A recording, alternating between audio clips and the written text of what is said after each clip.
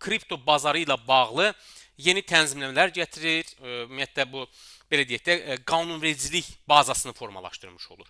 Və eyni zamanda kriptovalyuta Bitcoin rezervi yaradacağını açıqladı.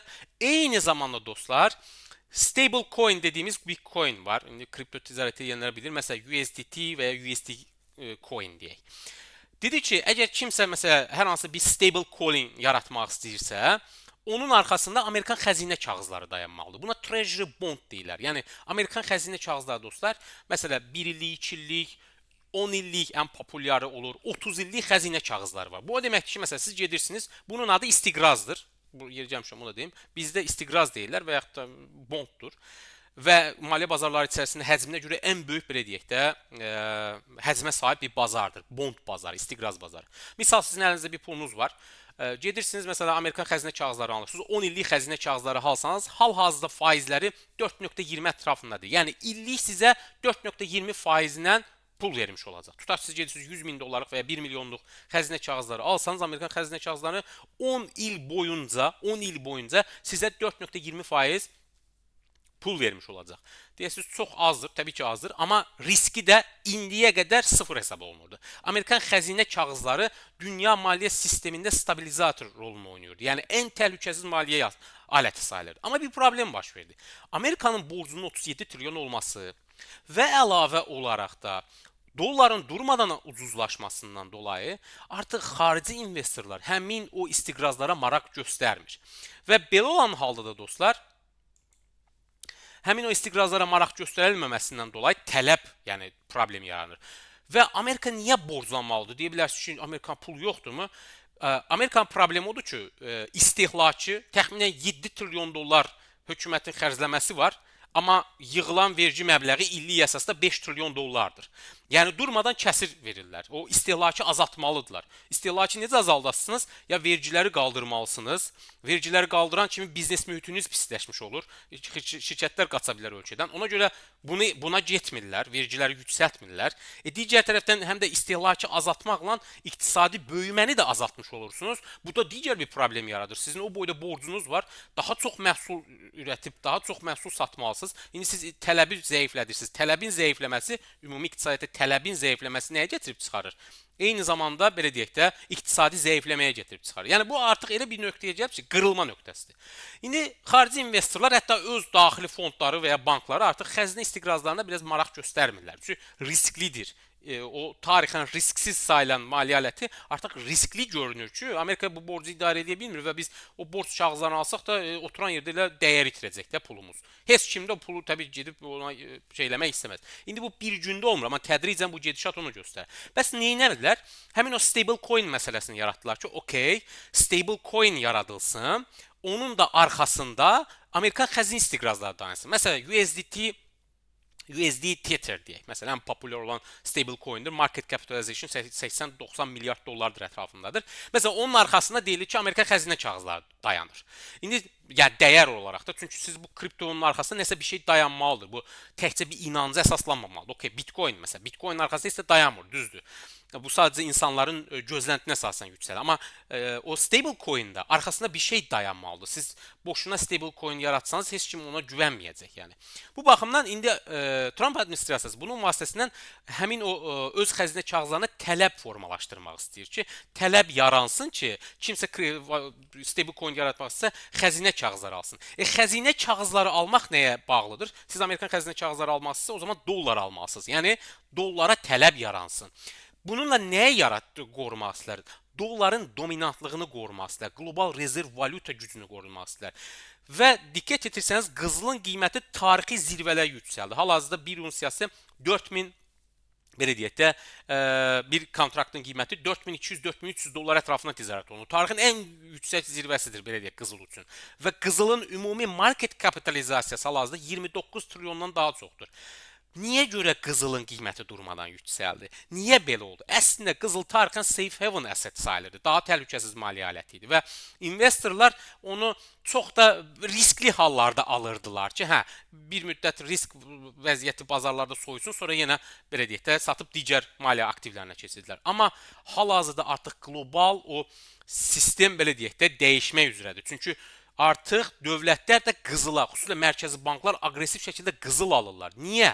Çünki görürlər ki, dollar dəyər itirir, Amerikanın borcu şişməyə doğru gedir, problem yaranır. Qızıl əslində bu işin xəbərçisidir. Qlobal rezerv valyuta roluna, dolların qlobal rezerv valyuta olma məsələsinə təhdid yaranıb. İndi Amerikanın super gücü nədir desəniz, onun birinci yerdə gəlib, düzdür, hərbi gücü başqa öz yerində, amma iqtisadi olaraq ən böyük gücü onun dollarının rezerv valyuta olmasıdır. Çünki bütün dünya doları yolu Amerikaya xidmət etmiş olur əslində. İndi bu rezerv valyuta statusunu saxlamaq üçün kripto stablecoin vasitəsilə xəzinə kağızlarına və dolayısıyla dollara tələbi artırmaq istəyir ki, hələ də dollara tələb olsun. Bu bir. İkinci tərəfdən ən önəmli şey, niyə görə biz istəsək də istəməsək də maliyyə bazarına gec-tez qoşulacağıq? Bu yaxında BlackRock şirkətinin bilirsiniz ən böyük əsset, təxminən əssetlərinin dəyəri hardasa 19 trilyon dollardır səhv etmirəmsə. İndi bu rəqəm onu ya 12-dir ya 19. Səhv eləyə bilərəm, üzrlü sayın. BlackRock şirkəti bilirsiniz. Və həmin o BlackRock'un CEO-su açıqlama verdi ki, artıq biz bütün sahələrdə tokenization-a gedəcəyik. Və o cümlədən Nasdaq birjasında sahibi, CEO-su üzr istəyirəm. Nasdaq birjasına listing olunan şirkətlərin təxmini dəyəri 30 trilyondan çoxdur. Onlar da dedi ki, biz artıq tokenizasiya eləyəcəyik səhmləri. Səhmlərin tokenizasiyası nə deməkdir? Və eyni zamanda, indi onu izah edəcəm, eyni zamanda bu tokenizasiya daşınmaz əmlak sektoruna da gəlir. Bütün sahələrə tokenizasiya gəlir. Xoşlasaq da, xoşlamasaq da. Bu nə deməkdir və hara doğru gedirik? Dostlar, tokenizasiya o deməkdir ki, misal üçün, deyək ki, hal-hazırda bir Nasdaq səhmi, üzr istəyirəm, Tesla, məsələn, səhmi olsun, Tesla və ya Apple. Baxırsınız ki, məsələn, Tesla'nın qiyməti məsələn hal-hazırda 430 dollardır və yaxud da 400 dollar deyək, yuvarlaq bir rəqəm deyək. 400 dollardır. Siz okey, onu almağa o qədər pulunuz yoxdur, 400 dollarınız yoxdur. Amma Tesla'dan bir parça almaq istəyirsiniz. Məsələn, tutaq ki, bir token, 10 dollarlıq bir token almaq istəyirsiniz və ya da 100 dollarlıq token almaq istəyirsiniz. İndi bu tokenləşdirmə odur ki, onu daha kiçik hissələrə parçalayırlar ki, hər kəs ala bilsin o səhmi. Misal indi 400 dollarınız yoxdursa, siz gedib o səhmin özünü ala bilmirsiniz. Amma deyirsiniz ki, okey, demək heç olmasa 20 dollarlıq da olsa məsələ bir Tesla səhmi alın. Düzdür, bunun bir imitasiyası fractional shares deyirlər, hissəvari səhm. Bunu bəzi broker şirkətləri verir. Amma bunu tokenləşdirməklə daha çox kütləyə açmaq istəyirlər ki, bazara likvidlik gəlsin. Daha çox insan sistemə qoşulsun və bazara daha çox likvidlik gəlsin. Və bu eyni zamanda daşınmaz əmlak sektoruna da keçərlidir. Məsələn, Dubay dünyanın ən belə deyək də qızğın daşınmaz əmlak bazarı olan ölkələrdən birisidir, yerlərdən birisidir belə deyək. Və həmin orada da oranın ən böyük developerlarından da daşınmaz əmlak inkişaf etdirən şirkətlərdən birisi Damak məsələ Mantra adlı bir şirkətinə 1 milyardlıqdır ya 2 milyardlıq kontrakt imzalayıbdı. Bunlar nə edirlər dostlar? Həmin o daşınmaz əmlakları da belə deyək, tokenləşdirir. Misal, tutaq ki, bir biznes plazadır. Biznes plazanın deyək, məsələn, dəyəri tutalım ki, 100 milyon dollardır. Onu tokenləşdirirlər, xırda-xırda hissələrə bölürlər. Deyək ki, okey, sən də məsələn, tutaq ki, X adlı bir plazadan pay sahibi olmalısınsa, bu tokeni ala bilərsən. O tokeni almaq üçün nəyə ehtiyacın var sənin? Stable coin'e ehtiyacın var. Stable coin almaq üçün nəyə ehtiyacın var? Dollara ehtiyacın var. O stable coin'i yaratmaq üçün nəyə ehtiyacın var? Amerika xəzinə bondlarına ehtiyacın var. Xəzinə bondlarını almaq üçün nəyə ehtiyacın var? Dollara ehtiyacın var. Gördünüzmü? Amerika əslində yenidən o dollarını bir mənada ayaqda saxlamaq üçün bu sistemi qurur. Bu tutacaqmı, tutmayacaq? Məncə tutacaq. Çünki Amerika istəyirsə bunu eləyəcək. Qaçınılmaz olaraq.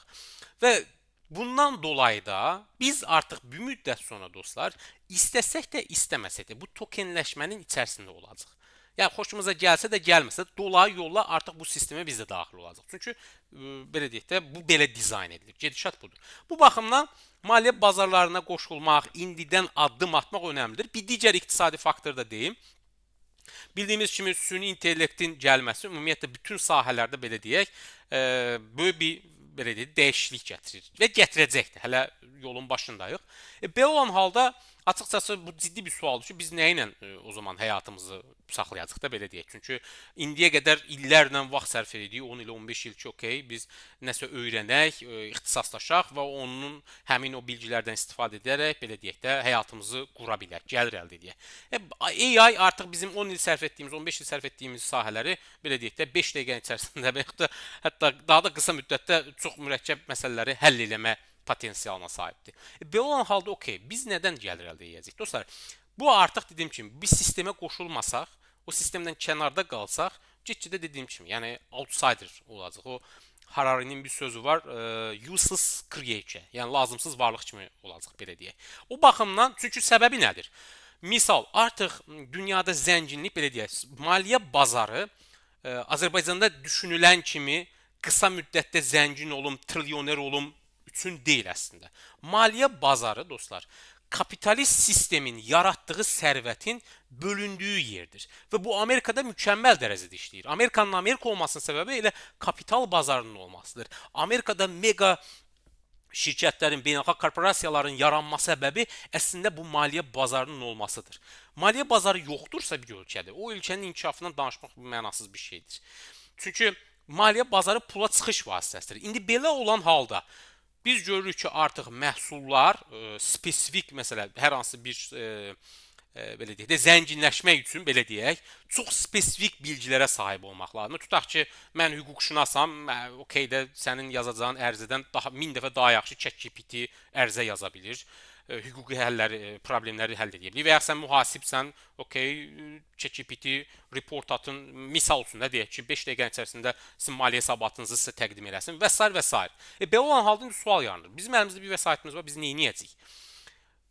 Onda bizim bir dənə çıxış yolumuz qalır ki, biz o vəsaiti bir mənada bir şeylə dəyərləndirməliyik. Bunun da yolu dostlar maliyyə bazarıdır.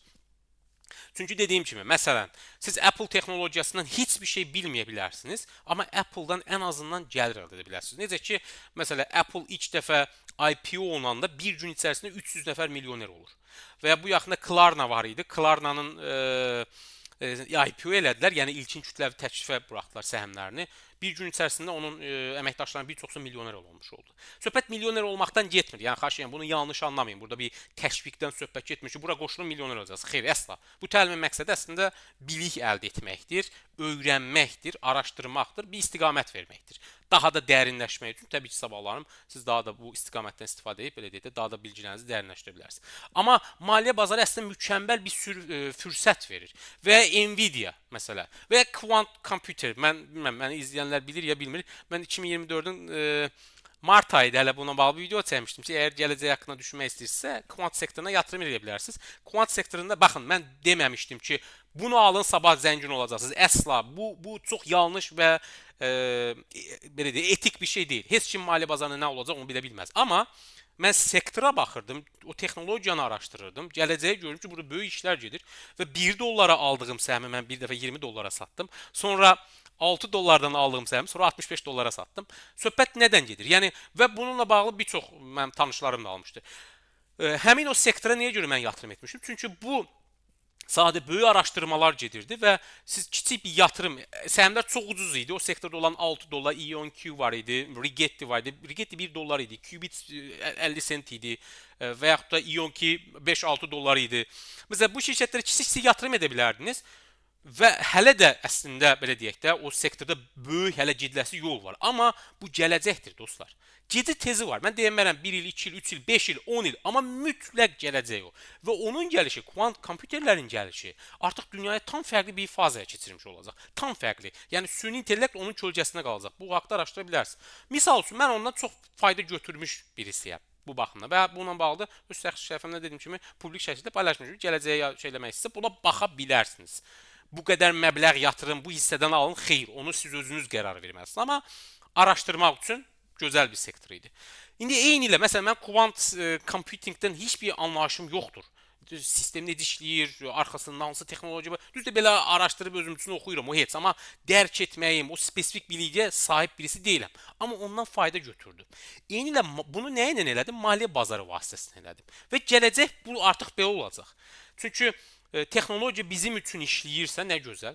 Biz ondan faydalanmalıyıq. Faydalanmadığımız nəticədə biz outsider olacağıq. Yəni intellektual əməyimizi satıb açıqcası artıq pul qazanma bir mənada çox problemli bir məsələ olacaq. İndi dostlar, bu introduction'ı verəndən sonra bəlkə də biraz çox geniş oldu. Keçək indi maliyyə bazarına tərif verdik. Maliyyə bazarı nədir? Gəlin indi baxaq maliyyə bazarının növləri nədir?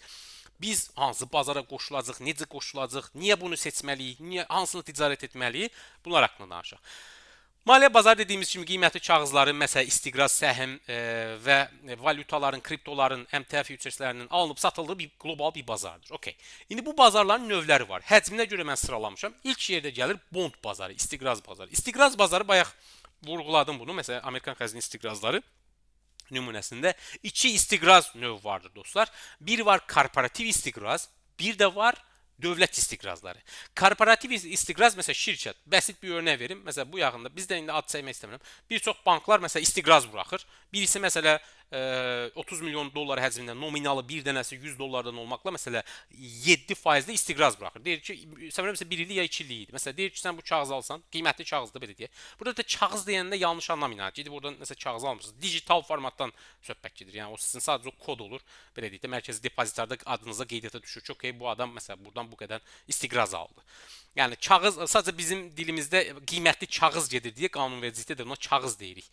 Yəni istiqraz aldınız, məsələn 100 min dollarlıq. Okay, bir ilin sonunda sizə 7%-lə məsələn deyək ki 7.000 dollar pulunuzu verir. Bir də o 100.000 dollarınızı sizə geri qaytarır. Bu istiqrazdır. Korporativ istiqrazdır. Onun eyni qaydada dövlət istiqrazdır. Məsələn, dövlətin pul ehtiyacı var, hər hansı bir layihəyə və yaxud da maliyyələşməyə ehtiyacı var. Dövlətlər də buraxır o kağızları. Məsələn, bir çox dövlətin. Və bunların da faizi dövlətin iqtisadiyyatına bağlı olur. İqtisadiyyat problemlidirsə, faizlər yüksəlir. Məsələn, tutaq ki, Ukraynada hal-hazırda 40-50%-ə yaxındır onun istiqrazları. Məsələn, alarsınızmı? Məsələn, Türkiyədə 10-11%-dir. Hə, Amerikada məsələn 4.20-dir. Bir nüansı da burada qeyd edeyim. Amerikada 2020-ci ildə təxminən bu 2.5 idi. Və Amerika 10 il, yəni 2015-dən bəri alınan istiqrazlar üçün borclanması təxminən heç 2%-ə çatmırdı.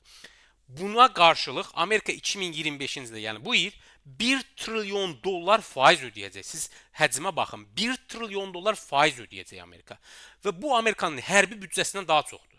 İndi təsəvvür edin ki, Amerikanın ödədiyi faizlər artıq onun yaratdığı dəyəri yeməyə başlayıb. Yəni o dərəcədə borclanıb Amerikanın problemi. İndi 4.20%-lə borclansa, təsəvvür edin ki, Amerika onun 2 misli qədər faiz ödəməli, pul ödəməli olacaq. Yəni 2 trilyon deyək ki, misal 10 illik kağızlar üçün pul ödəməli olacaq. Ki bu da problemdir.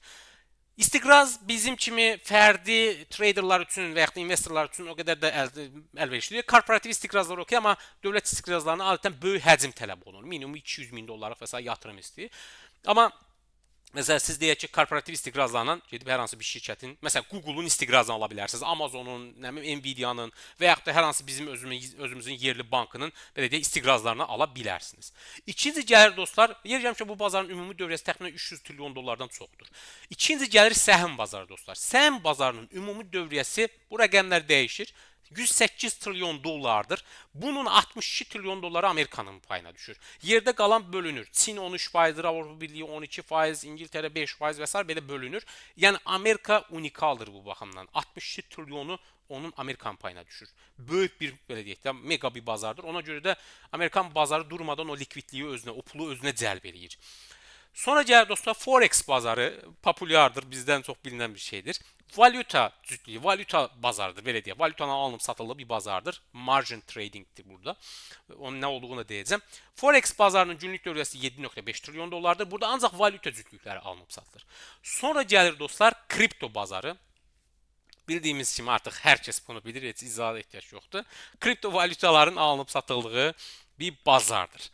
İndi bu bazar və sonra gəlir derivativ. Derivativ bazarı isə törəmə, bizim dilimizdə törəmə maliyyə alətlər bazarı gedir. Törəmə maliyyə alətlər bazarı deyəndə məsələn, bura daxildir opsiyonlar ki, bunu növbəti dərslərimizdə deyəcəyik. Opsiyon nə olan şeydir? Futureslər, CFD-lər, məsələn, səhm CFD-lər tutaq ki, Tesla'nın qiyməti məsələn 430 dollardır. Siz Tesla'nın səhminin özünü deyil də onun CFD-sini, Contract for Difference deyirlər, qiymətini ala bilərsiniz. O da nə olduğunu göstərəcəm. Yəni çox bəsitdir. Burada yəni ola bilər kimsə desin ki, okey, bu anlamıram nədir. Ya bunlar çox bəsit elementar bilgilərdir. Yəni bunu bilin. Sadəcə mən sizə addım-addım göstərəcəm anlayışlar verərəkdən necə istifadə edəcəyik onlardan.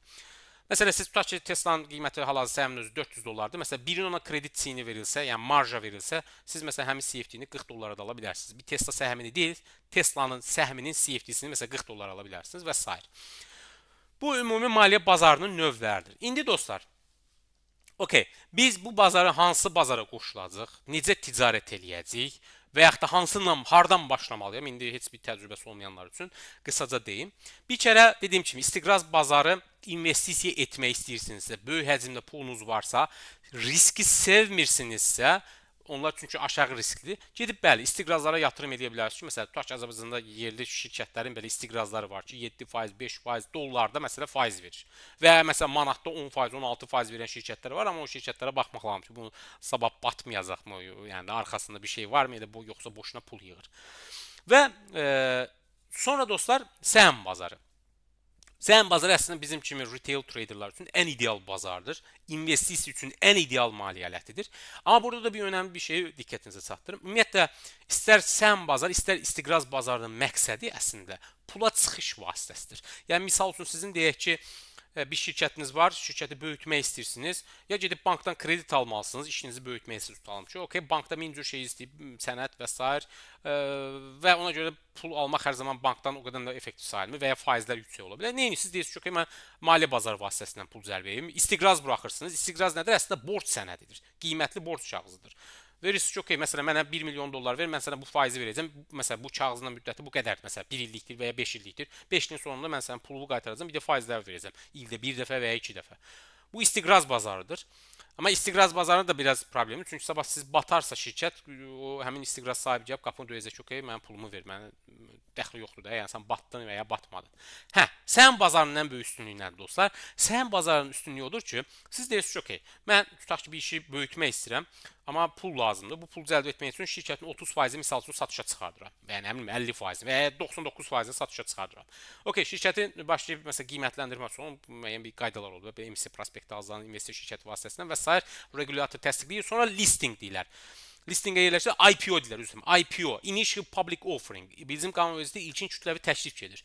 İlkin kütləvi təkliflə birjada yerləşdirilir. Misal üçün bir şirkətiniz varsa, sabah onun səhmləri müəyyən prosedurlarla Mərkəzi Bank təsdiqləyəndən sonra siz məsələn Bakı fond birjasına yerləşdirə bilərsiniz və insanlar da məsələn mən də tutaq ki, investoram baxıram ki, okey, bu şirkət çox yaxşıdır, gələcəyi var. Getdim məsələn bunun bir səhmini mən aldım və 100 səhmini mən aldım, o birisi 50 səhmini aldı. Səhmin qiyməti qalxırsa həmin oradan qazanıram. Həm də dividend olarsa dividenddən, yer gəlmişəm dividendi unudun. Dividenddən zənginləşmə bizim kimi kiçik investorlar üçün boş şeydir. Dividenddən pul qazanmazsa ən aşağı milyon yatırım etməlisiniz.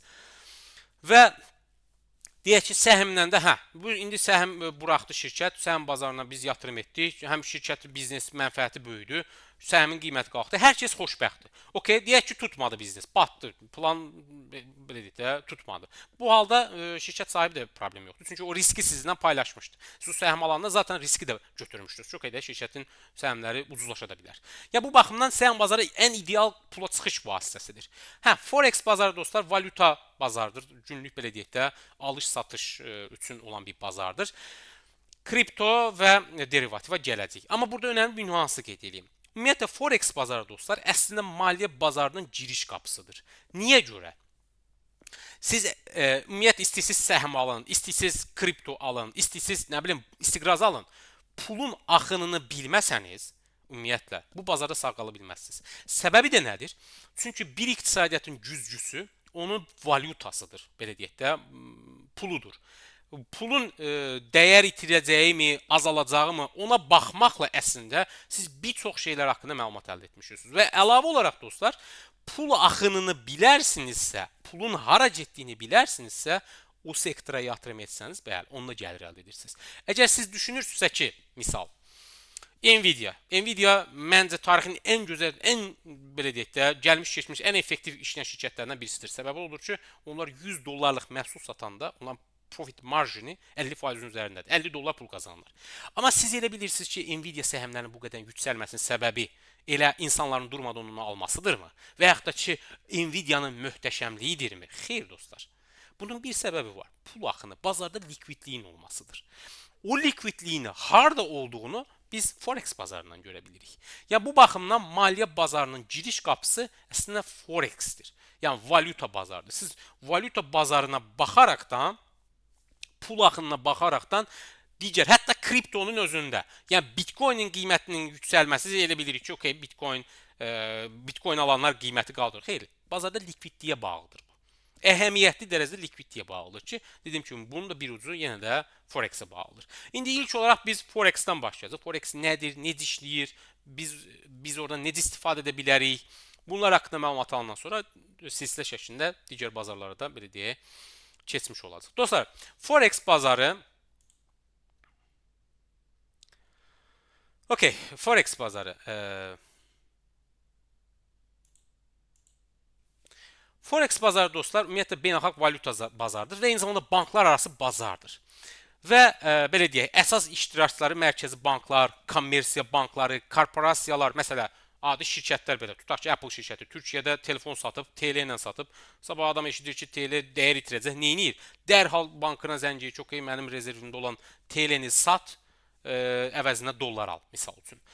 Şirkətlər və bizim kimi fərdi traderlar, investorlar belə deyək də, burada fəaliyyət göstərir. Və 24 həftənin 5 günü 24 saat fəaliyyət göstərən bir bazardır. Mərkəzləşməmiş bir bazardır. Bu banklar arası bir bazardır yer gəlmişkən. Həddindən artıq belə deyək risklidir. Çünki yüksək kredit çini ilə ticarət, belə deyək də kredit çini ilə bu marja ticarətidir. Forex bazarında dostlar burada önəmli bir nüansı qeyd edeyim. Biz real pulu alıb satmırıq. Çobut dillə desək. Yəni spotu alıb satmırıq. Bir var spotu, məsələn, tutalım ki, sizin əlinizdə 100 min dollar avro var. Üzr istəyirəm, 100 min dollarınız var. Siz fikirləşirsiniz ki, dollar dəyər itirəcək, gedim avro alım, avro bahalaşacaq. İndi bilirsiniz, bu Forex bazarını Azərbaycanda izah etmək çox çətindir. Çünki bizdə üzən məzənnə deyil, məzənnəmiz üzmür. Dollar özünü dağıtsa da, düşsə də, qalxsa da bizdə heç nə dəyişmir 1.70 olduğuna görə. İnsanlarda belə bir şey var ki, okey, məsələn, onun nə dəxli var ki, yəni dollar bahalaşdı, ucuzlaşdı, olsa da bizdə bir şey dəyişmir. Amma məsələn siz tutaq ki, Avropa Birliyindəsiz, kifayət qədər xarici məsələn mal satmısınız, məsəl üçün. Məsələn Yaponiya. Sabah eşidirsiniz ki, Yaponun yenası ucuzlaşa bilər. Nə edəcəksiniz? Dərhal hedge eləyəsiniz. Çünki məsələn yenanı satım, dollar alın və ya digər valyutaya keçin, dəyəri itirməsin. Çünki pul itirə bilirsiniz. İndi burada da dostlar, yəni spotudur ki, siz məsələn 100 min dolları alırsınız, gedirsiniz banka verirsiniz, qarşılığında məsələn avro alırsınız. Bu spotdur. Burada isə dostlar, leveraging, margin tradingdir. Yəni biz sırf onun özü ilə deyil də bir mənada CFD ticarətlə məşğuluq. Yəni qiymət fərqi ilə ticarət edirik. Az bir məbləğ ilə, kiçik bir məbləğ ilə böyük həcmdə əməliyyat aça bilirik və belə deyək də, oradan da böyük pul da qazana bilirik, böyük pul da itirə bilirik. Ya bu baxımdan Forex-in sırf real valyuta alıb satışına, spot valyuta ilə qarışdırmamaq lazımdır. İndi Forex bazarı dediyimiz kimi banklar arası bir bazardır. Bu niyə var və niyə də olmalıdır? Dostlar, 1944-cü ilə qədər qısaca bir məlumat verim. 1944-cü ildə Bretton Woods sistemi qurulmuşdu. Bretton Woods sistemi mahiyyəti o idi ki, böyük dövlətlər, 48 dövlət yığışdı. Dedilər ki, bu hissələr belə sürəti keçmək istəyir. Çünki tarixdir və bəlkə də bəzi insanlar burada sıxıla bilər. Ona görə sürəti keçəm. Amma bunu bilməliyik də, yəni mexanizmini anlamadan, niyə var olduğunu bilmədən, okey, mən qoşuldum, trade etdim, o düzgün bir yanaşma deyil. Deməli 48 dövlət yığışdı və dedilər ki, okey, biz vahid bir sistem yaratmalıyıq beynəlxalq ticarət üçün. Çünki beynəlxalq ticarətdə mütləq rezerv bir dayaq tapmalısınız. Məsələn, siz Rusiya rublundan mal satmasınız da hər halda və ya Türkiyə türk lirəsindən satmasınız. Gündə dəyər itirir, bunu bilirsiniz. Sizə elə bir şey lazım ki, stabil bir şey olsun. Heç olmasa gündə hər saniyə dəyər itirməsin. Okey, dövlətlər yığışdılar, dedilər ki, tamam. Orada təbii ki, iqtisadçılar var idi. İngiltərədən John Maynard Keynes təmsil edirdi. Dexter White Amerikanı təmsil edirdi. Əslində Keynes orada çox gözəl bir şey irəli sürmüş ki, gəlin qlobal valyuta bankor deyə bir şey olsun. Onu da beynəlxalq valyuta fondu tənzimləsin. O Amerika təbii ki, buna getmədi. Hər zaman yer gəlmişkən bu sistemlərdə Amerika hər zaman özünə uyğun, belə deyək, öz mənfəətinə uyğun davranırdı. Yəni o oyunu oxuyurdu hər zaman, belə deyək. Amerika deyir ki, okey, onsuz da ən güclü iqtisadiyyat mənimdir. İkinci Dünya müharibəsindən sonra Avropada zaten iqtisadiyyat dağılmışdı. Və dedilər ki, okey, onda gəlin belə deyək. Biz dolları rezerv valyuta seçək, dolları da qızıla bağlayaq. Yəni 1 unsiya qızıl 35 dollara təxminən belə fiksasiya edildi. Məsələn, Fransa öz frankını dollara bağlı eləyir, amma bilir ki, dollar da qızıla bağlıdır. Deyək ki, Alman Deutschmarkını məsələ şeyə bağlayır. Dollara bağlayır, bilir ki, okey, dollar da qızıla bağlıdır. Funt İngiltərə görür ki, dollara bağlayır. Hər kəs bilir, yəni belə deyək də şəffaf bir sistem var idi. Bu sistem ta 1971-ci ilə qədər davam edirdi. Sonra 1971-ci ildə nə baş verdi? Amerika bu sistemi tərk etdi. Səbəbi də o idi ki, dostlar, Amerika Koreya müharibəsində, üzr istəyirəm, Vyetnam müharibəsində borclanmışdı və bundan dolayı da həmin bazardan borclamadan dolayı artıq digər dövlətlər nə etdi? Dolları satıb qarşılığında qızılı istəyirdi. Yəni eyni məsəl Fransa dedi ki, okey, al bu sənin dolların qarşılığında qızılımı mənə ver. Çünki öhdəlik var idi ki, sən dolları Amerikaya verirsən, o da qarşılığında sənə qızıl verməlidir. Oradan Almaniya satdı, dedi, okey, bu sənin dolların qızılımı mənə ver. Amerika gördü mənim qızıl ehtiyatdan tükənir, dedi ki, biz bu sistemi tərk edirik. Heç kim də heç bir şey deyə bilmədi və böyük bir inflyasiya dalğası yaranmış oldu 70-ci illərdə dünyada. Onun üzərinə də təbii ki, neft böhranı gələndən sonra böyük bir inflyasiya, o inflyasiya 14%-ə qədər yüksəlmiş oldu Amerikada. Və sonra təbii ki, bu sistemdən də həmin o Bretton Woods sisteminin dağılmasından üzən-məzənnə Forex bazarının əsası qoyulmuş oldu. Çünki Amerika həmin o sistemi tərk etdi, dedi, okey, mən bazarımı artıq dollarımın qiymətini artıq bazar tənzimləyəcək. Yəni istəyən mənim dollarımı alar, istəyən almaz.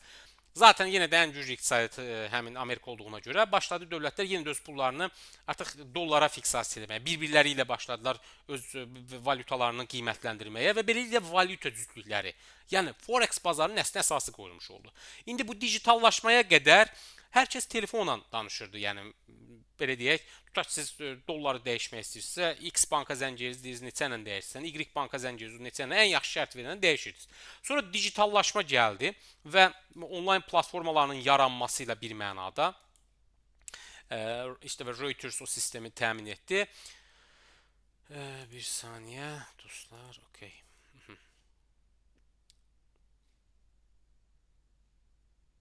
Okey. Bir mənada artıq belə deyək, platformun digitallaşmanın gəlməsi ilə belə deyək, onlayn sistem yaranmış oldu. Məsələn, avro dollar. Siz avro dolların qiymətini artıq hər hansı bir banka və sair zəng etməyinizə gərək yoxdur. Söhbət xarici ölkədən gedir də. İndi bizim ölkəmizdə banklar təyin edir, o heç. Tutaq ki, siz burada sadəcə girib baxmaqla görürsünüz ki, hal-hazırda məsələn avro dolların kursu indi düzdür, bu gün bazar bağlıdır.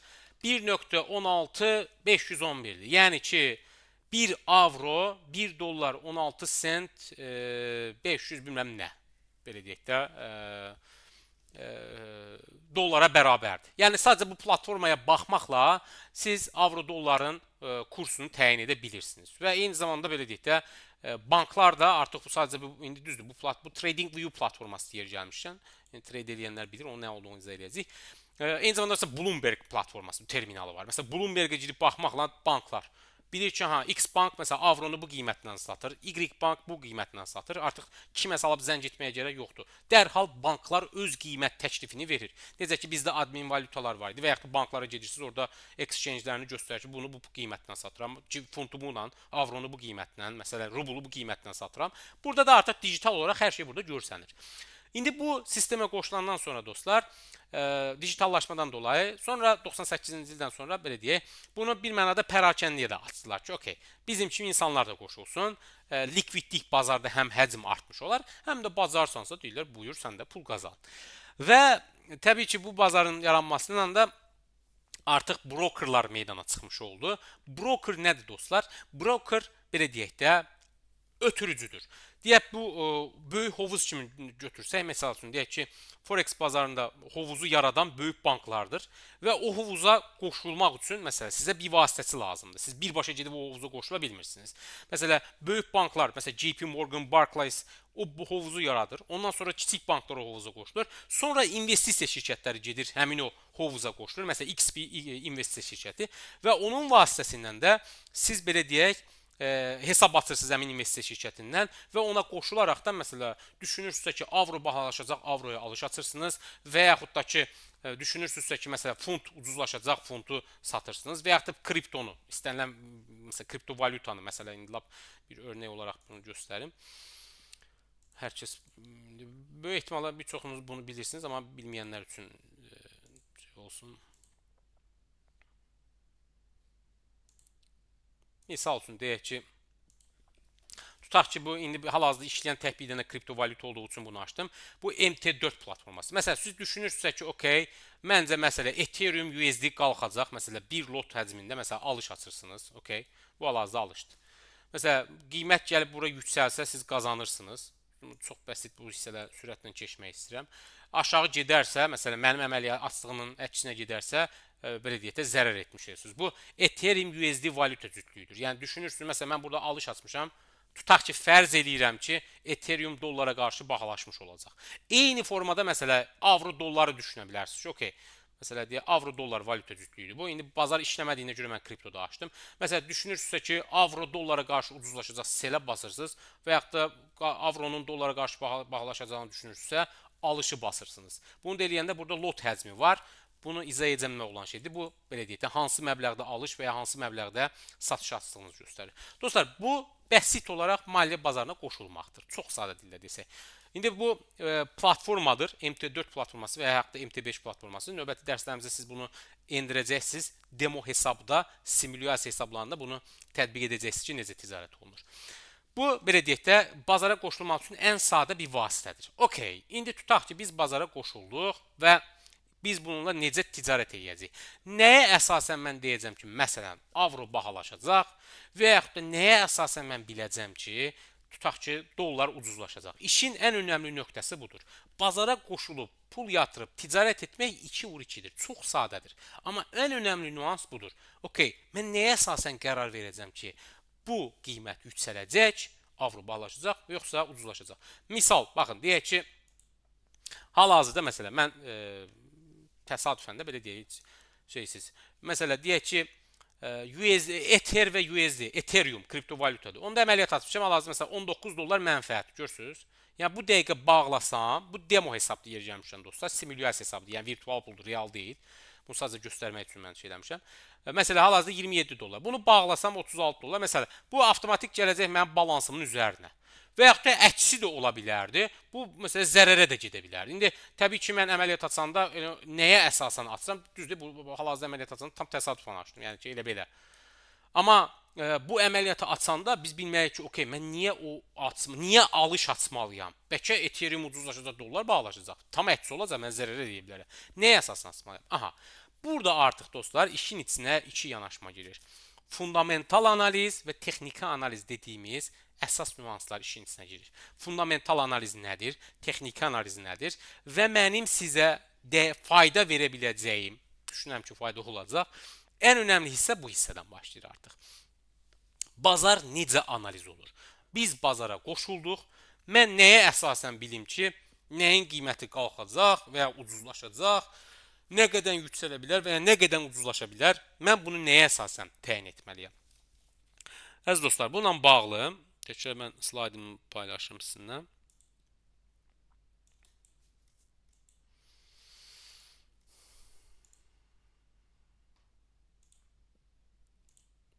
Okay.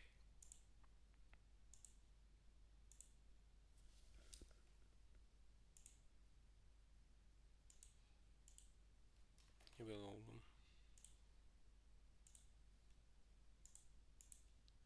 Aha.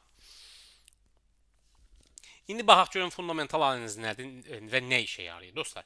Fundamental analiz qısaca desək,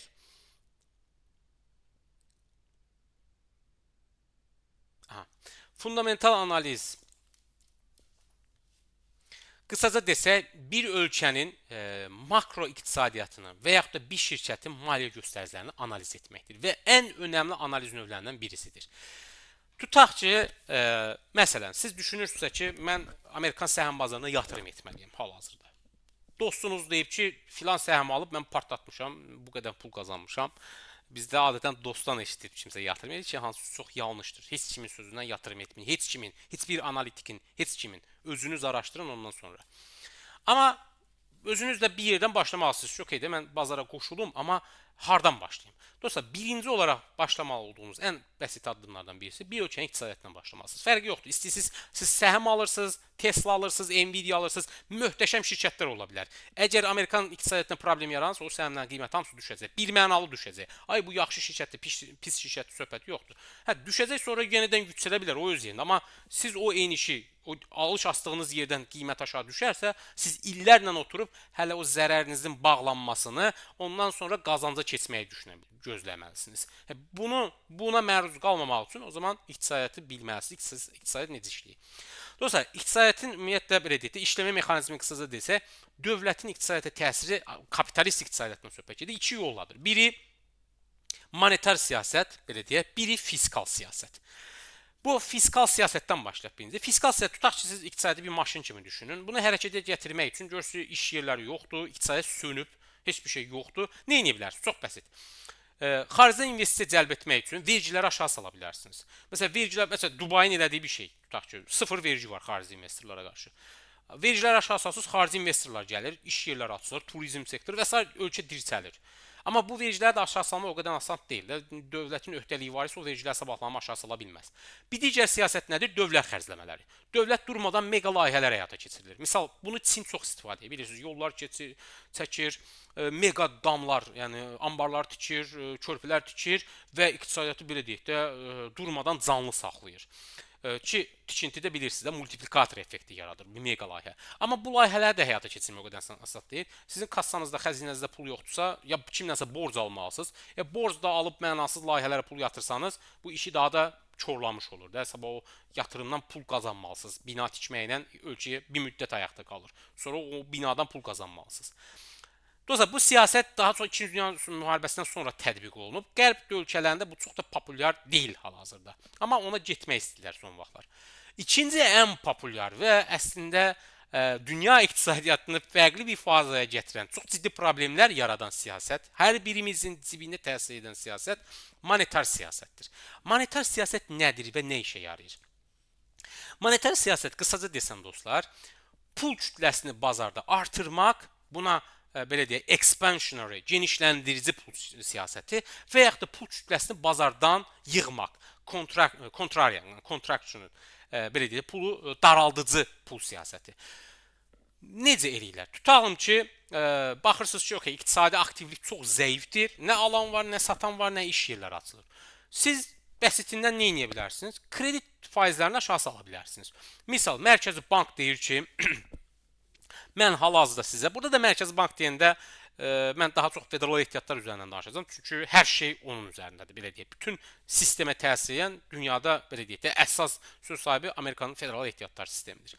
Və məsələn, Federal Ehtiyatlar Bankı baxır ki, deyək ki, Amerikanın Federal Ehtiyatlar Bankı baxır ki, iqtisadiyyatda geriləmə var, iş yerləri, əmək bazarında vəziyyət yaxşı deyil, işsizlik artır. Deyir ki, mən faizi aşağı çəkirəm. Məsəl üçün, deyək ki, hal-hazırda 4.25-dir. Deyir ki, mən məsələn 1%-lə kredit verirəm. İndi bu 1% eşidəndə bəlkə də bir şey ola bilərsiniz. Çox 1% mi olar? Amerikada kredit faizləri kifayət qədər aşağıdır. Yəni bizimlə müqayisədə çox aşağıdır, belə deyək. Orada 7-8% kredit olanda dəhşətli dərəcədə yüksək gəlir onlara. Və dostlar, pul faiz dərəcəsini aşağı salır. Mərkəzi Bank deyir ki, bir mənada. İstər Avropa Mərkəzi Bank olsun, istər Yaponiya Mərkəzi, İngiltərə və ya Amerika. Deyir ki, mən məsələn 0.25%-lə, ki onu eləyib deyəcəm nə vaxt, 0.25%-lə kredit verirəm. Özəl banklar da baxır, gəlir, götürür, 0.25-dən gedib Mərkəzi Bankdan alır. Üzərinə məsələn gətirir 2% qoyur, 2.25-dən və ya 3%-dən kredit satır. Siz də baxırsınız ki, 3% çox aşağıda kredit Amerikada. 3%-ə gedib kredit alıb, sən bazarına yatırım etsəm, sən məsələn bazara baxırsınız ki, il ərzində 10%, 15% yüksəlir. Mən zaten burada net 7-8% məsələn profit əldə edirəm. Və yaxud da məsələn ev alırsınız, ucuz kredit alıb, ipoteka kreditini ev alırsınız, deyirsiniz ki, evin qiyməti məsələn 10% dəyər qazanır. Mən niyə gedib almayım ki? Çox sərfəlidir.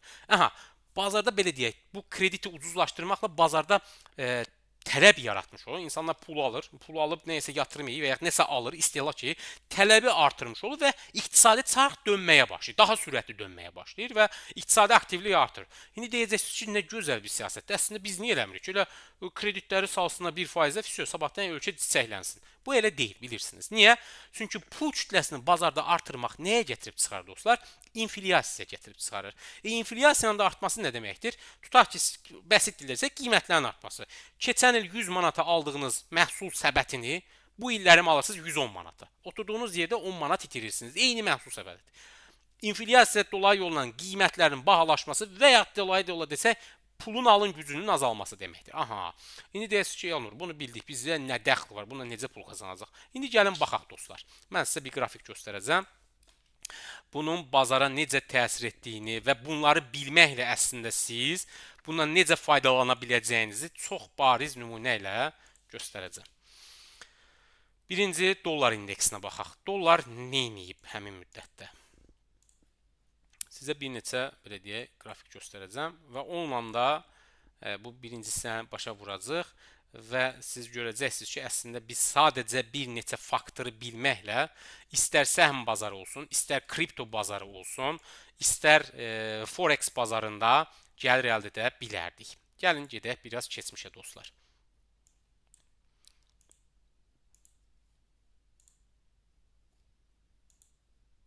Okay.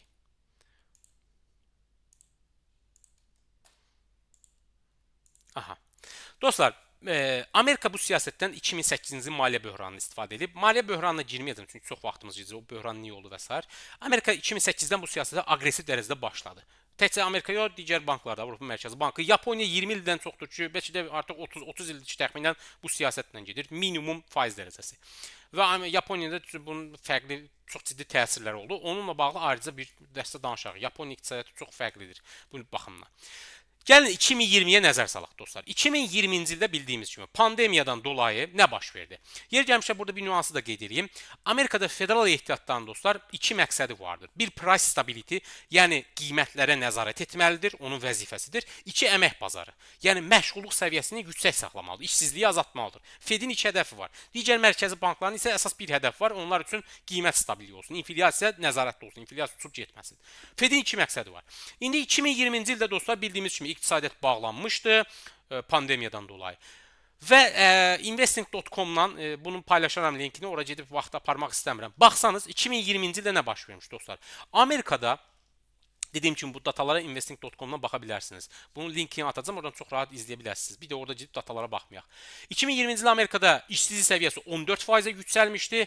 İnflyasiya isə 0.1% idi. Təsəvvür edin 0.1 inflyasiya demək ki, dostlar, nə alan var, nə satan var. Yəni iqtisadiyyatda heç bir tüketim yoxdur demək olar. Durub tam iqtisadiyyat. Zaten bağlanmışdı. İnflyasiyanın 2%-dən aşağı 2% olması normaldır. İqtisadiyyatın canlılığını göstərir. 2%-dən aşağı olmazsa iqtisadiyyat ölüb. Məsələn, Yaponiya illərdir ki, belə deyək də 0.1, 0.5 1% ətrafında sürünür. İnflyasiya artmır. Ona görə Yapon çünki tüketim problemi var. Yaponlar minimalizm və eyni zamanda yaşlaşan halidə iqtisadi aktivlik yoxdur. Belə olan halda nə baş verir? Dollar diqqət etirsəniz dostlar, kəskin dəyər itirmiş oldu 2020-ci ildə. Baxın. 14% dəyər itirmiş oldu. 13.93 2020-nin martından təxminən 2020-nin dekabrına qədər də belə deyək. Hardasa bir 7-8 ay içərisində 14%-ə yaxın dəyər itirmiş oldu. Okay? Niyə dostlar? Fed həmin vaxtı federal ehtiyatlar faiz dərəcəsini 0.25%-ə endirdi. Dedi ki, mən 0.25%-dən pul verirəm banklara. Buyurun gəlin götürün, insanlara paylayın. İnsanlar da getdi o faizlə 0.25 heç bir şey təzədə getsin. Tutaq ki, bank da bunun üzərinə 1.5 qoyur, 1.2 qoyur, 3% də eləmir də belə deyək. Ki 3%-dən kredit alırsınız. Çox gözəl. İndi pul kütləsini bazarda artırana nə baş verir? Pulun dəyəri aşağı düşmüş olur. Və nə baş verdi? Dollar ucuzlaşmış oldu. Sonra dostlar, indi həmin bu yanaşmayla gedib baxaq. Bəs yaxşı, səhm bazarında nə baş verdi? Diqqət edin illərə. 2020-ci il idi. Gəlin baxaq gör səhm bazarında nə baş verdi. Səhm bazarı deyəndə biz benchmark olaraq Amerikan səhm bazarını nəzərdə tutacağıq dostlar. Amerikan belə deyək də S&P 500 indeksini. Amerikanın 500 ən böyük şirkətinin ortalama indeksidir. Diqqət edin dostlar. Həmin tarixdə 34% 2020-ci ildə Amerikan səhm bazarı bir anda pandemiyadan dolayı 34% dəyər itirdi. Amma sonra başladı dostlar bu itki 34% dəyər itirəndən sonra diqqət yetirin təxminən bu dibdən başladı təkrar 117% dəyər qazanmış oldu. Baxın, burada dib eləmişdi 18 mart 2020-də. Artıq 2021-in dekabrında təxminən belə deyək də bir il yarım təxminən müddətə Amerikan səhm bazarı 117% dəyər qazanmış oldu. Və əziz dostlar, həmin o dövr YouTube-a inanılmaz analitik yetişdirdi, analitik çıxartdı.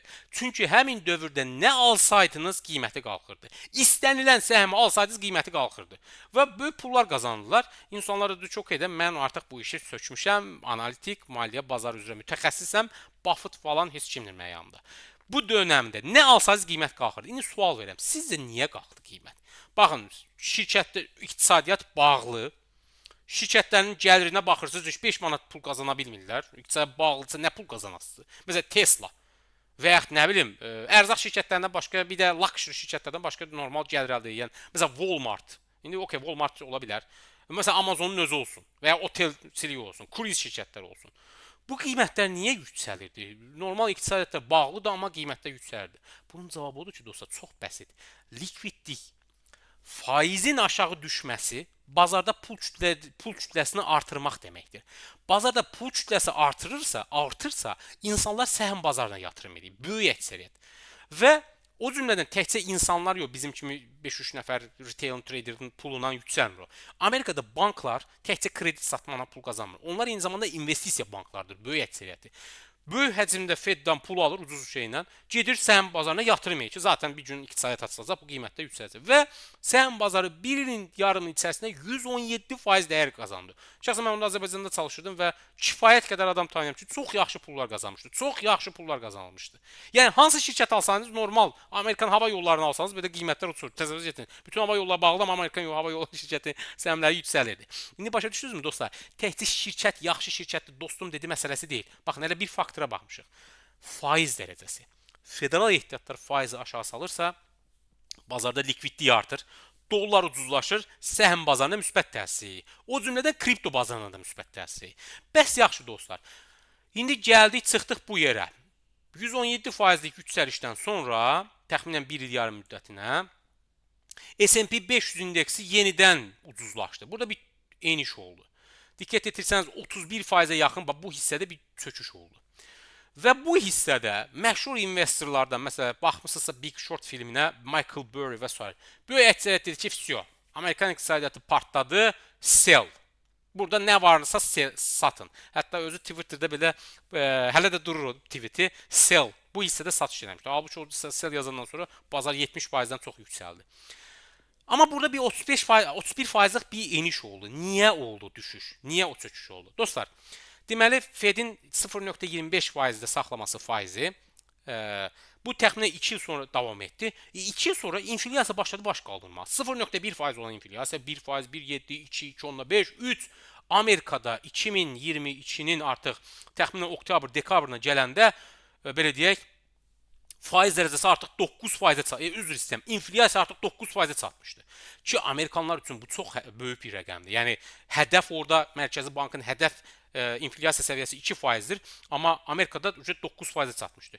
9%-ə çatanda nə baş verdi? İnflyasiyanı azaltmaq üçün və o cümlədən işsizlikdə 4%-in altına saldılar. İşsizlik də 3.9-a düşdü. İndi baxın, faizi aşağı saldı, inflyasiya yüksəldi, məşğulluq səviyyəsi artmış oldu. Yəni işsizliyi də azaltmış oldu. Çox gözəl. Fed öz şeyinə çatdı. Amma inflyasiya yüksəldi. İnflyasiya yüksəlməsi nə yaratdı? Demək, federal ehtiyatlar aqressiv faizi artıracaq. Və federal ehtiyatlar başladı aqressiv dərəcədə faizi artırmağa. 2%, 3%, 4%, hətta 5.5%-ə gətirdi faiz dərəcəsini. İndi siz düşünün, siz gedib 3%-ə kredit alırdınız. İndi təkcə federal ehtiyatlar 5.5 ilə verir. Banklar da onun üzərində 2%, 3% qoyur. 7.5, 8% kredit ala bilirsiniz. Arada böyük bir fərq var. Və bundan dolayı nə baş verdi? İnflyasiya biraz tələbi azaltdılar ümumi iqtisadiyyata və inflyasiyanı aşağı çəkdilər. Həqiqətən də bacardılar. İnflyasiya gəldi artıq 3%-in altına düşdü. 2.9-a düşdü. Aha, inflyasiyanı aşağı çəkdi, federal ehtiyatlar normallaşdırdı. İşsizliyi də azaltdı və səhəm bazarı təkrar buradan belə deyək, götürdü özünü və ta 91 həmin belə deyək, bu dibdən dostlar 2020-nin oktyabrından bəri yenidən 91% yüksəlmiş oldu. Burada bir dənə eniş var. Bu Trump'ın Çinə tarif tətbiq etdiyi vaxtı 2025-in aprel ayında.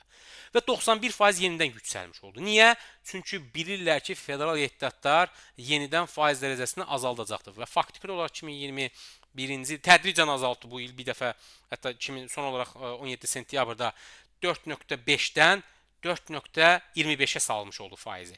Faiz dərəcəsi aşağı düşürsə, demək səhəm bazarı yüksələcək. O cümlədən kripto bazarda yüksələcək. Niyə? Çünki səhəm faizin aşağı düşməsi bazarda pul kütləsini artırır. Bəs yaxşı, faizin aşağı düşməsi nə təsir yaradırdı? Dolların ucuzlaşmasına səbəb olurdu. Dolların ucuzlaşması nəyə gətirir? Qızılın qiymətinə qalxmasına səbəb olur. Çünki öz rezerv ehtiyatlarını dollarda saxlayanlar görür ki, dollar ucuzlaşır, artıq bundan dolayı da qızıla keçirlər. İndi baxın dostlar, sadəcə və sadəcə biz bir faktoru görməklə qızıl hal-hazırda diqqət etirsəniz 4251 dollardadır. Diqqət etirin. Təkcə bu il ərzində 51%-dən 50%-dən çox belə deyək də dəyər qazanıb. Sadəcə bir faktora baxmaqla biz bütün bu şeyləri bilmiş olduq ki, aha, mən indi səhəm bazarına girimmi, girməyimmi? Momenti dirmim deyilmi? Məsələn, siz baxasınız ki, okey, federal ehtiyatlar faiz dərəcəsini artırasıdırsa, sizin səhəm bazarına girməyiniz tamamilə yanlış bir şeydir. Çünki səhəm bazarında bir geriləmə olacaq, bir düşüş olacaq. Ondan sonra belə deyək də o düşüşdən sonra girməlisiniz. Və ya bu indi faiz dərəcəsi necə dəyişir? Nəyə əsasən dəyişir federal ehtiyatlar? Təbii iki faktora baxır. İnflyasiya və əmək bazarı. Ki bunu da növbəti dərsimizdə danışacağıq. Bir də dostlar son olaraq bir şey də qeyd edeyim. İndi ola bilər bu məlumatlar bir çox insan burada bilir, bəlkə də trader olanınız var və ya heç bir məlumatınız yox. Biz dediyim kimi sıfırdan gedirik, addım-addım gedirik. Bu bizim hələ başlanğıc fundamental analiz hissəmizdir. Sonda dostlar, mən praktik olaraq sizə bir sistemi öyrədəcəm ki, siz o sistemdən çox faydalana biləsiniz. Əgər təbii qısa müddətli trade etmək düşünürsünüzsə, söhbət investisiyadan getmir, söhbət tradingdən gedir. Mən sizə iki sistemlə tanış edəcəm. Bunu dərsimizin sonudur artıq, bir 5 dəqiqə bitiririk. Sadəcə bilənlərlə. Bir sistem budur dostlar. Bu sistemin effektivliyini danışacağım ki, bazar necə bu qiyməti gözləyir. Məsələn, sizə bir şey göstərəcəm. Məsələn, Forex-dən ticarət eləyəndə deyə bilərsiniz ki, mən harda alım, harda satım. Bazar 90% hallarda buradan aşağıdan 3-cü və ya 4-cü xəttə gələndə yuxarı qayıdır bir ara, yuxarıdan 3-cü, 4-cü səviyyə gələndə bir ara aşağı qayıdır. Məsəl, biraz gedək keçmişə backtest edək. Biri budur strategiyanın. Diqqət edin, baxın, bazar məsələ 6 oktyabrda bura gəlib. 1, 2, 3, 4. Görürsünüz 4-dən necə qayıdıb. Ancaq 3 və 4-cü səviyyələr. Sadəcə bu bir belə deyək də maraq cəlb etsin deyə olan bir şeydir. Ancaq 3-cü, 4-cü səviyyə. Bura baxın 1, 2, 3, 4 yenə qayıtdı bazar. 25 sentyabrda olub. Sonra biraz da gedək keçmişə. Bura baxın 1, 2, 16 sentyabrda 3, 4. Görürsünüz 4-cü səviyyədən yenə qayıtmış oldu. Gəlin keçək istəyirsiniz başqa valyutaya baxaq. Məsələn GBP USD-yə baxaq. İstədiyiniz maliyyə alətində bu test edə bilərsiniz. Ki bunu açıq deyim mən sizə hər hansı internet platformalarına tapmağınız mümkünsüzdür. Bundan əmin ola bilərsiniz. 14 oktyabra baxın. Bazara 1, 2, 3 görürsünüz GBP USD-dir. Bu tamamilə fərqli valyutadır. 3-cü səviyyədən reverse edib geri qayıdıb. Bura baxın 1, 2, 3, 9 oktyabrda yenidən geri qayıdıb. Sonra biraz gedək keçmişə. Bura baxın 1, 1 oktyabrda 1, 2, 3 görürsünüz 3-cü səviyyədən geri qayıdıb. Bu bizim bir stratejiyamız. Bir digər strategiyanı öyrənəcəksiniz. Qısa-qısa trade etmək istəyirsinizsə. Misal üçün bu option stratejiyasıdır. Biraz option stratejiyasına bənzəyir. Nə olduğunu izah eləyəcəm. Dərsi dinləsəniz və maraqlı olsa açıqcası. Biz bu səviyyəni qıranda yuxarı alış açırıq. Yuxarı ən az bu hissəyə qədər gözləyirik. Stop lossumuzu bura qoyuruq. Aşağı qıranda isə aşağı satış açırıq. Всё. Yuxarı alış, aşağı satış. Bu isə bizim növbəti belə deyək, dərsimizin mövzusu olacaqdır ki, onlar haqqında da detallı danışacağam. Dostlar, çox yormaq istəmirəm. Bu qısaca bir giriş, introduction xarakterli idi. Dediyim kimi, mənim üçün maliyyə bazarında milyoner olacaqsınız nağılı satmaqdansa, yəni o şeyi mən etik saymıram, öyrətmək məqsədi daşıyır. Əgər həqiqətən bu bazarı öyrənib bir peşə, bir skills deyirlər, o bacarıq kimi öyrənmək istəyirsinizsə, düşünürəm ki, bu təlimlər sizin üçün effektiv olacaq. Nəyə əsasən deyirəm? Çünki mən bunu YouTube-da hər hansı bir bloqerdən öyrənməmişəm, yəni bu şeyləri. Mən 10 ildir bu sektorda çalışıram. Həm də ki, belə deyək, pro traderlər oxumuşam mən. Fundamental yanaşmaları öyrənmişəm. Yəni fundamental kitabları. Hər hansı bir adamın texniki analiz kitabı, tərcümə ilə yazdığı texniki analiz kitabı və s. yox. Fundamental traderlər oxumuşam ki, sonda onların kitablarını da sizlə paylaşacağam ki, maraqlı olarsa, belə deyək, ondan da faydalana bilərsiniz. Bu dərsimiz belə dostlar. Sonda bir nüansı da qeyd edeyim. Biz gələn dərsdən inşallah praktik hissəyə keçəcəyik. Çünki bir çox insanlar düşünə bilər, çox edə biz bunlar bilirik və yaxud da ki, hardan başlayaq? Bu maliyyə bazarı tam praktik bir şeydir. Siz saatlarla oturub danışa bilərik, amma tətbiq eləməlisiniz. Tətbiq edib nəticə əldə etməlisiniz. Və yaxud da real pul qoyub ticarət edirsinizsə, pul qazanmalısınız, belə deyək. O zaman artıq sizin bildiyiniz fayda verir. Ki bununla da bağlı demo hesablar, ilk olaraq simulyasiya hesabları açmalısınız. İstərsə həmlə ticarət etmək istəyin, istəyirsinizsə belə deyək, Forex-də və ya kripto ilə ticarət edin, fərqi yoxdur. İlk olaraq demo, virtual hesablarda ticarət etməlisiniz. Öyrənməlisiniz, ondan sonra ticarət etməlisiniz. Ki bununla da bağlı mən sizə deyə bilərəm, istədiyiniz bir yerdə və yaxud da məsələn mən hal-hazırda özüm A-Marketdə ticarət edirəm. Bu broker şirkətidir. Trustpilot-da yer gəlmişkən girib buradan istədiyiniz bir broker şirkətini çek eləyə bilərsiniz. Güvənliliyini və s. yoxlamalısınız mütləq şəkildə ki, bu şirkət güvənlidirmi? Burada yazsanız adını çıxacaq. Hər hansı bir şirkətə yatırım etsin, mütləq bunu araşdırmalısınız ki, bunun haqqında müştərilər nə rəy bildirir, pisdirmi, yaxşıdırmı oradan. Məsələn, mən uzun müddətdir burada ticarət edirəm, belə deyək. Məsələn, burada bir demo hesab aça bilərsiniz istəsəniz. Buradan gəlirsiniz, markets.com saytına daxil olub demo hesab aça bilərsiniz. Demo, virtual hesab. Ad familiya yazırsınız, 2 dəqiqəyə açarsınız. Bununla bağlı mən sizə video paylaşaram istəsəniz, necə hesab açırsınız, platformanı necə endirirsiniz. O hissə ilə bağlı qısaca WhatsApp kanalına, WhatsApp'ınıza video atarıq. Oradan növbəti dərs üçün demo açarsınız. O demo hesablarda biz artıq belə deyək də praktik eləməyə başlayacağıq ki, okey, siz praktik olaraq belə deyək də virtual, real olmayan pulla da belə deyək, ticarət edib görüm öyrənə bilirsinizmi? Okey. Belə dostlar, hər birinizə təşəkkür edirəm. Bu günlük bu qədər.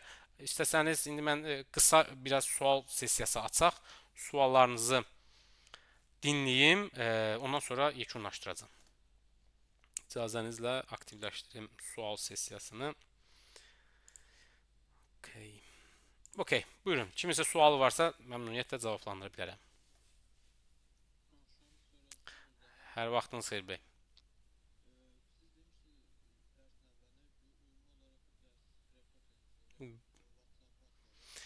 Onu WhatsApp'dan videonun həcmi uzun olacaq. YouTube'a yerləşdirib oradan atarıq bəy. Oradan baxa bilərsiniz. Buyurun, siz sağ olun. Başqa sual varsa cavablandıra bilərəm. Buyurun. Hər vaxtınız xeyir olsun.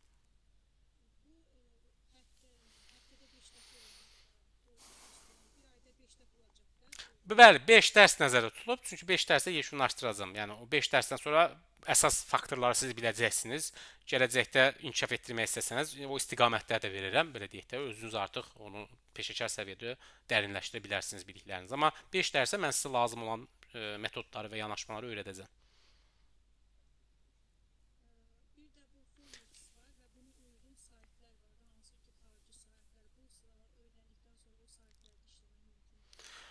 Forex-i demək istəyirsiniz, eləmi?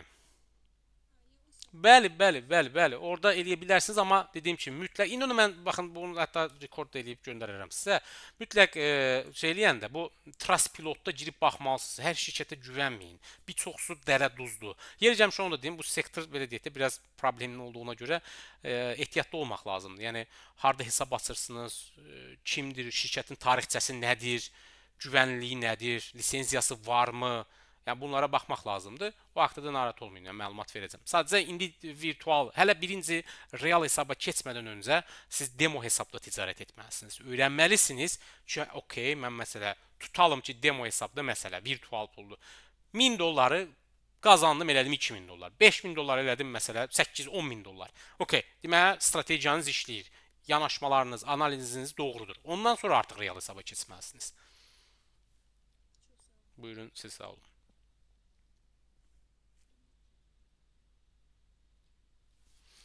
Okey. Başqa sual yoxdursa dostlar, yekunlaşdırıram. İnşallah gələn dərs sizə vaxtla bağlı link göndəriləcək. Böyük ehtimalla yenə də eyni vaxt olacaq. Çünki belə deyək də insanlar həftə içi işləyir, yorğun olur və s. Bundan dolayı biz düşünürük ki, 6-cı gün daha məsləhətli olar. Amma in any case belə deyək də istənilən halda sizə şey göndəriləcək.